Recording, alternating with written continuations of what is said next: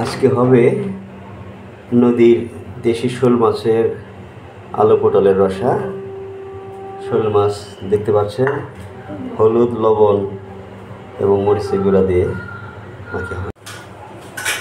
কড়াইতে তেল দেওয়া হয়েছে, সরিষার তেল। সরিষার তেল গরম হলে মাছগুলো ছেড়ে দিতে হবে এবং ভেজে নিতে হবে। মাছ ভাজা হয়ে গেছে, ভেজে ওঠাতে হবে।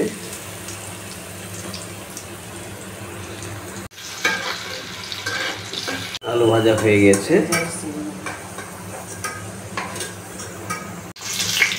এবার তেজপাতা এবং জিরা দেওয়া হলো।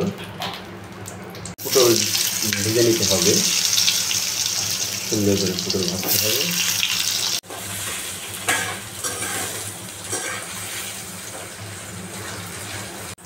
পটল ভাজা হয়ে গেছে, এখন আগে থেকে ভেজে রাখা আলু দেওয়া হচ্ছে।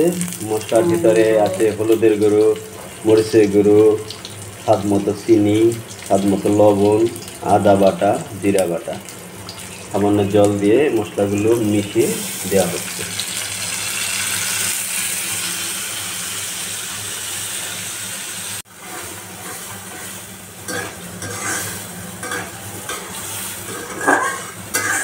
এবার মশলা কষানো হয়ে গেলে আগে থেকে ভেজে রাখা মাছ দিয়ে দেওয়া হবে।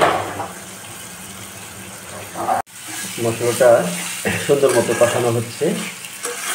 এভাবে সুন্দর মতো মশলা কষানো হয়ে গেলে ভেজে রাখা মাছগুলো দিয়ে দেওয়া হবে এবং পরে সামান্য পরিমাণ একটু জল দিয়ে আর একটু জাল দিলে ওটা হয়ে গেল শোল মাছের আলু পটল দিয়ে রসা। এবার মশলা কষানো শেষ হয়ে গেছে, ভেজে রাখা মাছগুলো দেওয়া হলো। পরিমাণ মতো একটু জল দিতে হবে।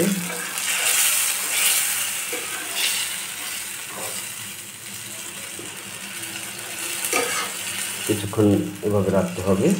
পরিমাণ মতো জল দেওয়ার পরে এভাবে কিছুক্ষণ রাখার পরে হয়ে গেল শোল মাছের আলু পটলের রসা।